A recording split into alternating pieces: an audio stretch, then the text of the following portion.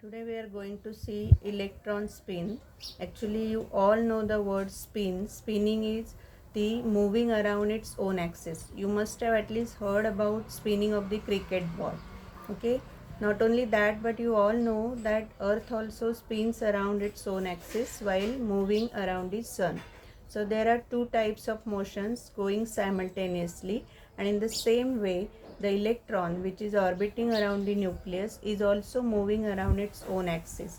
So it is also undergoing spinning and orbiting at a time.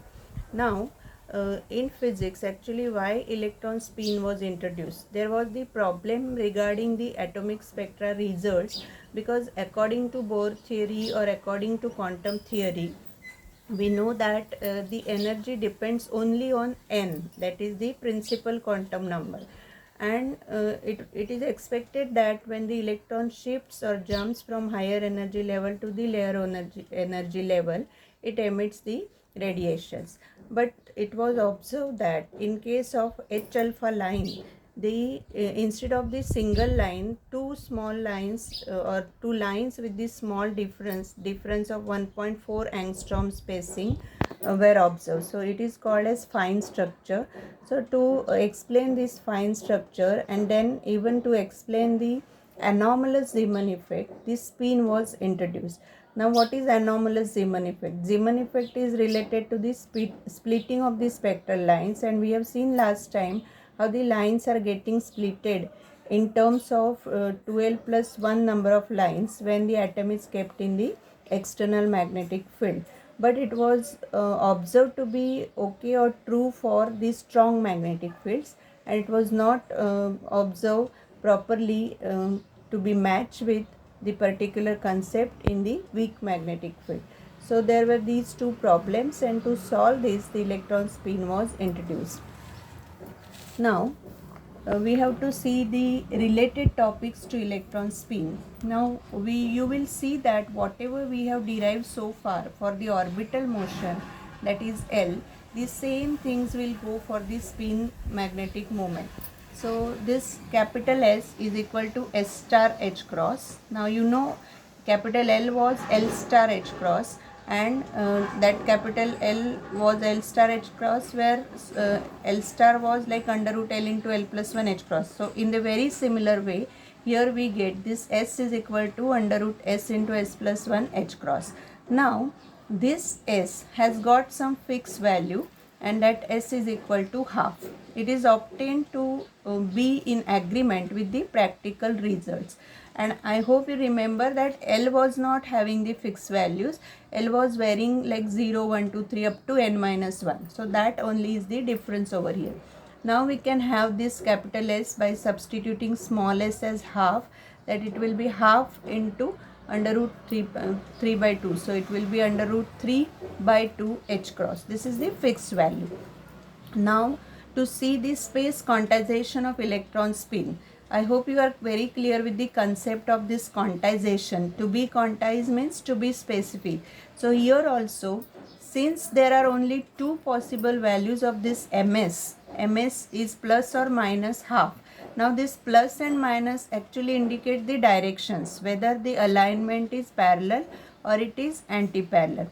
So because of this thing, we have only two possible orientations for the S component, or rather the Z component of this spin.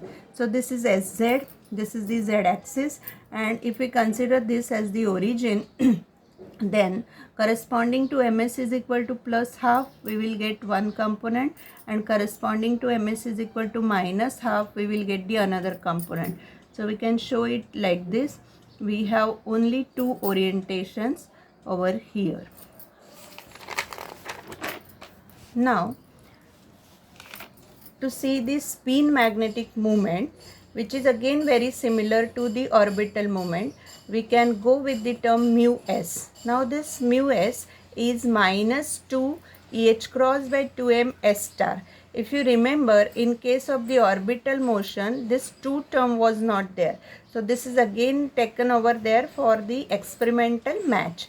Now if you just go on comparing these things with the orbital motion, then you should remember that earlier the gyromagnetic ratio in terms of orbital motion was E by 2m. Now here this 2 will get cancelled, and what we will have is E by m. So the gyromagnetic ratio of electron spin is only E by m, and obviously it is negative, minus E by m. Now the magnetic energy. Magnetic energy means when this type of situation is happening in the presence of external magnetic field, or the atom itself is kept in the external magnetic field, what we get is the change in energy. The energy is increased, or it is additional energy. This additional magnetic energy, E magnetic, is again now given by the similar expression, but there is the term 2. So it is 2 EH cross by 2m BMS, and you know what is this EH cross by 2m? We have already derived it. It is the Bohr magneton. Here this MS has only two values, that is plus or minus half. So if you are clear with this particular concept, we can go for this small problem also. The problem is given like a beam of electrons enters a uniform magnetic field of strength 1.2 Weber per meter square. This is the unit, Weber per meter square, unit of applied magnetic field. What is asked? It is asked to find the energy difference between the electrons whose spins are parallel to the field and anti-parallel to the field. Means we are considering the situation in two manners. In one situation, the electrons are aligned parallel, and in the other situation, anti-parallel. So we will first write down the expressions for both the situations separately, because we have MS as plus or minus half. But when it is parallel, then MS is taken as plus half. So at the place of MS, we have to substitute this plus half. So we have this MS is plus half. So energy will be, E magnetic will be mu BB, because this plus half into 2. So that will get cancelled. And for minus half, your E magnetic will be minus of this EH cross by 2m into B. Now the difference delta E will be what? This minus this. So EH cross by 2mB minus of EH cross by 2m into B. So it will become twice EH cross by 2m into B. Now this term is again familiar to you. It is nothing but the Bohr magneton, and this Bohr magneton has got the fixed value. This fixed value we can substitute here, and B is given, that is 1.2 Weber per meter square. So by substituting all these things, what we get is delta E as this 2 into this 9.27 into 10 raised to minus 24 into 1.2 joules. This energy is obtained in joules, that can be converted into electron volts. For converting the energy from joules to electron volts, we'll have to obviously divide it by 1.6 into 10 raised to minus 19. And what we finally get is this, delta E is 1.39 into 10 raised to minus 4 electron volts. Now, the very interesting Stern-Gallac experiment. See, when the concept of spin was put forward, actually it was very necessary that it could be proved experimentally. And this is the experiment which could prove not only the existence of electron spin, but it could prove that the value of this S is half. So this is the important experiment. The arrangement you can see in this figure. This is the oven. In front of the oven there are the slits, the vertical slits S1 and S2. And then we have the magnetic field, the area where the magnetic field is applied, and you can see that it is the inhomogeneous magnetic field. And after that, what we have is the photographic plate. It is very obvious that we should have the photographic plate to get the result pattern. Now, this experiment is performed actually in two situations, but before that you should know that what is this inhomogeneous magnetic field. The term inhomogeneous is very general, that we don't have the intensity same all over the area. So this is the specific pair of the pole pieces using which this type of field can be attained or obtained. This is of the type of knife edge, and this is the bar which is having the channel cut. Because of this, at this center we can get very intense beam. So this is the inhomogeneous magnetic field. In the ovens, the silver atoms are taken and heat is so high that the silver is vaporized over here. when the vapors are coming outside, to get the fine beam or the collimated beam, what we have is the arrangement of these slits. Once this beam enters the particular area, there are two situations again. Once it is studied when the field is off, means field is not applied, that we will call as B is equal to 0. In that case, what we get is only this line. This is a single line trace. But when the field is applied, that is B is non-zero, in that situation we get this type of result that we will again discuss later on. But before that, see that why we get this type of result. Actually, silver has got Z is equal to 47. Z is equal to 47, and because of that, what we see is the configuration of silver. See here, the configuration is 4D10 5S1.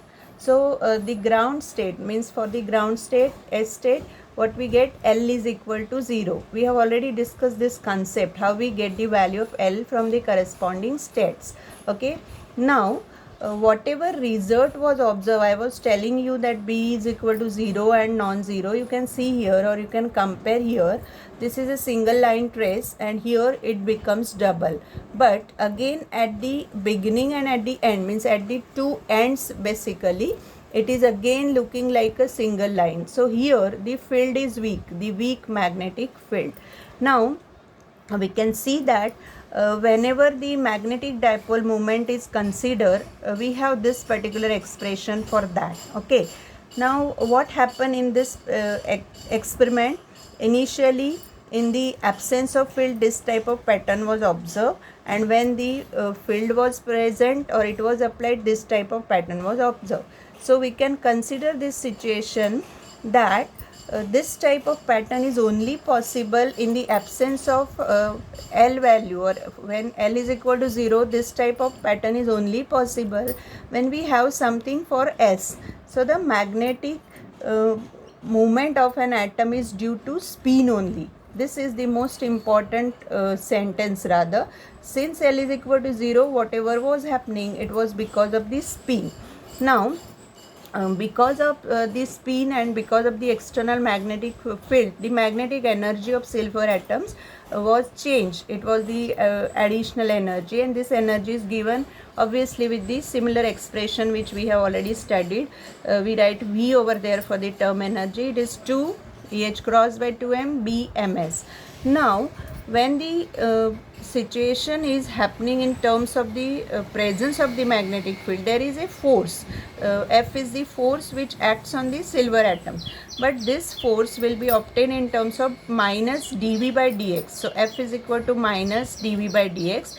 Now if you substitute this term of V, you can see that these constants are taken outside, and what you have is dB by dx into ms. Now this dx means the change is along the x direction, the direction along which the field is applied. Now, according to the spin concept, this ms has only two values, plus half and minus half. So our F will have two values. Once we will substitute plus half, and once we will substitute minus half. When it is substituted as plus half, we get F is equal to minus of mu b dB by dx, and for minus half it is plus of mu b dB by dx. Now just compare these two terms. The things are same, only change is the direction, minus and plus. So these two things, or these two types of forces were actually acting on the silver atom, and because of that those two types of traces were observed.